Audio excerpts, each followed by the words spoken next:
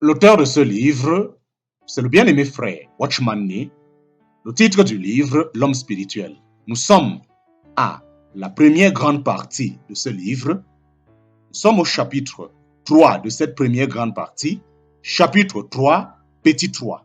Chapitre 3, petit 3. Pourquoi Ève désirait-elle ce fruit? Ce n'était pas seulement la convoitise de la chair et la convoitise des yeux, mais une pressante curiosité du côté de la sagesse. Dans la recherche de la sagesse et de la connaissance, même d'une prétendue connaissance spirituelle, on peut souvent déceler les activités de l'âme. Quand quelqu'un cherche à accroître ses connaissances en faisant de la gymnastique mentale sur des livres, sans se tenir devant Dieu ni attendre la direction du Saint-Esprit, son âme est sans aucun doute en pleine activité. Et cette attitude portera atteinte à sa vie spirituelle. Parce que la chute de l'homme fut accompagnée de la recherche de la connaissance, Dieu se sert de la folie de la croix pour détruire la sagesse des sages. C'est l'intellect qui fut la principale cause de la chute. C'est pour cela que pour être sauvé, il faut croire à la folie de la parole de la croix plutôt que de dépendre de son intelligence. L'arbre de la connaissance provoqua la chute de l'homme. C'est pourquoi Dieu emploie l'arbre de la folie pour le sauver. Si quelqu'un parmi vous pense être sage selon ce siècle, qu'il devienne fou afin de devenir sage, car la sagesse de ce monde est une folie devant Dieu. En parenthèse, 1 Corinthiens chapitre 3, versets 18 à 20. Vois aussi 1 Corinthiens chapitre 1, versets 18 à 25. Maintenant que nous nous sommes attardés sur le récit de la chute, nous pouvons voir qu'en se rebellant contre Dieu, Adam et Ève ont développé leur âme au point de destituer leur esprit et se plonger eux-mêmes dans les ténèbres. Les parties les plus importantes de l'âme sont l'entendement, en parenthèse, l'intelligence, la volonté et le sentiment, en parenthèse, l'émotion. La volonté est l'organe de la décision, c'est donc elle qui domine l'homme. L'entendement est l'organe de la pensée, tandis que le sentiment est l'organe des affections.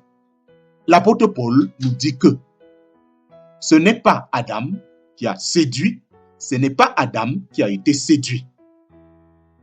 Ce qui indique que son entendement ne fut pas troublé dans cette fatale journée. C'est Ève qui était faible de ce côté-là. C'est la femme qui, séduite, s'est rendue coupable de transgression.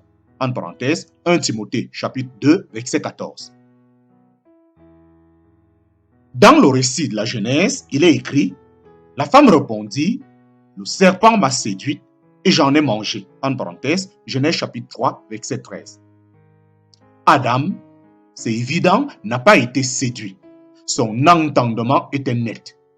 Et il savait que le fruit venait de l'arbre interdit. Il mangea à cause de l'attachement qu'il avait pour la femme. Adam comprit que ce que le serpent disait n'était pas autre chose que la séduction de l'ennemi. Par les paroles de l'apôtre Paul,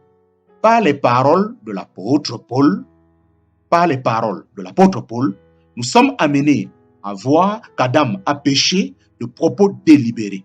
Il aimait Ève plus que lui-même.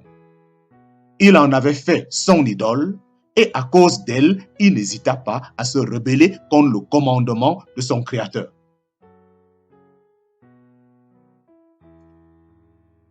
Satan pousse donc Adam à pécher en s'emparant de sa volonté par l'intermédiaire de son sentiment, tandis qu'il incite Ève à pécher en saisissant sa volonté par l'intermédiaire de son intelligence inténébrée.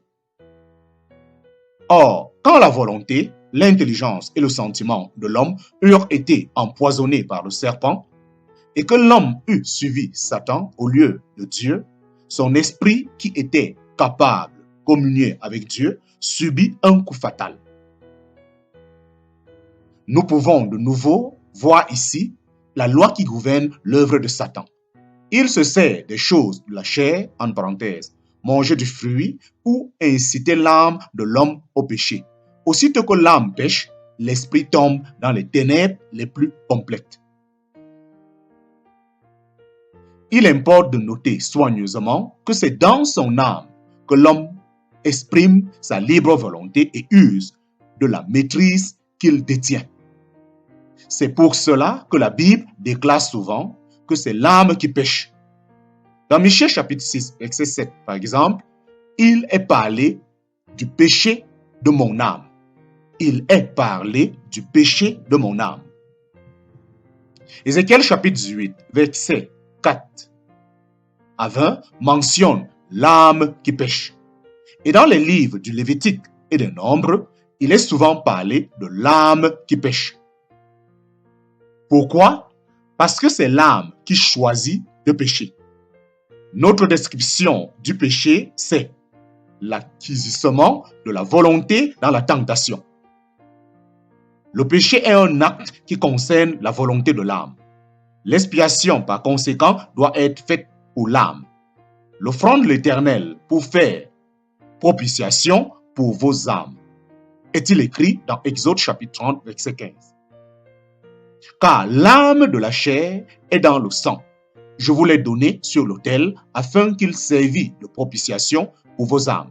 Lévitique chapitre 17, verset 11. Afin de faire propitiation pour vos âmes devant l'Éternel. En parenthèse, Nombre chapitre 31, verset 50, version d'Abi. Puisque c'est l'âme qui pêche, il s'ensuit que c'est l'âme qui a besoin d'une expiation. De plus, cette expiation ne peut se faire que par une âme. Il a plu à l'Éternel de le meurtrir. Il a soumis à la souffrance. S'il livre son âme en sacrifice pour le péché, il verra du fruit du travail de son âme et sera satisfait, parce qu'il aura livré son âme à la mort et qu'il a porté le péché de plusieurs et qu'il a intercédé pour les transgresseurs. En parenthèse, Ésaïe chapitre 53, versets 10 à 12.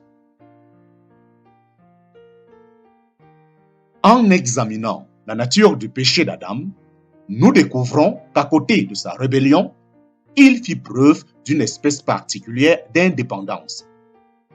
Ici, nous ne devons pas perdre de vue la libre volonté de l'homme. D'une part, l'arbre de la vie implique un sens de dépendance. S'il avait mangé du fruit de l'arbre de la vie, il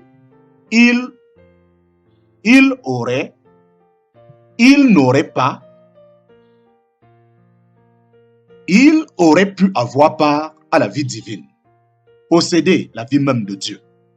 C'est cela la dépendance. Mais l'arbre de la connaissance du bien et du mal devait conduire l'homme à l'indépendance parce qu'il s'est efforcé par l'exercice de sa volonté d'atteindre à une connaissance que Dieu ne lui avait pas promise, à quelque chose qu'il n'était pas dans la pensée de Dieu de lui accorder. Sa rébellion a mis en évidence son indépendance. En se rebellant, il n'aurait plus besoin de dépendre de Dieu. Son indépendance, l'effort aussi de sa recherche, la connaissance du bien et du mal, car il montre par là qu'il ne se contente pas de ce que Dieu lui a accordé. La différence entre le spirituel et le psychique est ici claire comme du cristal. L'homme spirituel dépend absolument de Dieu, est pleinement satisfait de ce que Dieu a donné. L'homme psychique, au contraire, s'affranchit de Dieu et convoite ce que Dieu ne lui a pas donné. Et l'arbre de la connaissance du bien et du mal devait conduire l'homme à l'indépendance, parce qu'il s'est efforcé, par l'exercice de sa volonté, d'atteindre à une connaissance que Dieu ne lui avait pas promise, à quelque chose qu'il n'était pas dans la pensée de Dieu de lui accorder. sa rébellion a mis en évidence son indépendance. En se rebellant, il n'aurait plus besoin de dépendre de Dieu. Son indépendance, l'effort aussi de sa recherche, la connaissance du bien et du mal, car il montre par là qu'il ne se contente pas de ce que Dieu lui a accordé. La différence entre le spirituel et le psychique est ici claire comme du cristal. L'homme spirituel dépend absolument de Dieu, est pleinement satisfait de ce que Dieu a donné. L'homme psychique, au contraire, s'affranchit de Dieu et convoite ce que Dieu ne lui a pas donné. L'indépendance est une caractéristique de l'homme psychique. Cette connaissance du bien et du mal, quelque bonne qu'elle soit en elle-même, émane incontestablement de l'âme. L'indépendance est une caractéristique de l'homme psychique. Cette connaissance du bien et du mal, quelque bonne qu'elle soit en elle-même, émane incontestablement de l'âme, puisqu'elle peut se passer d'une entière confiance en Dieu et s'appuyer sur sa propre force. L'arbre de vie ne peut pas pousser au-dedans de nous en même temps que l'arbre de la connaissance du bien et du mal. La rébellion et l'indépendance expliquent tous les péchés commis, tant par les saints que par les pécheurs. Esprit, âme et corps après la chute. Esprit, âme et corps après la chute. Adam vécut par le souffle. Adam vécut par le souffle de vie devenu en lui esprit. Adam vécut par le souffle de vie devenu en lui esprit. Par l'esprit, il perçut Dieu. Il connut la voix de Dieu et communia avec Dieu. Mais par sa chute, il signa l'arrêt de mort de son esprit. Quand Dieu parla à Adam, au commencement, il dit, « Le jour où tu en mangeras, en parenthèse, de l'arbre de la connaissance du bien et du mal, tu mourras. » En parenthèse, Genèse chapitre 2, verset 17.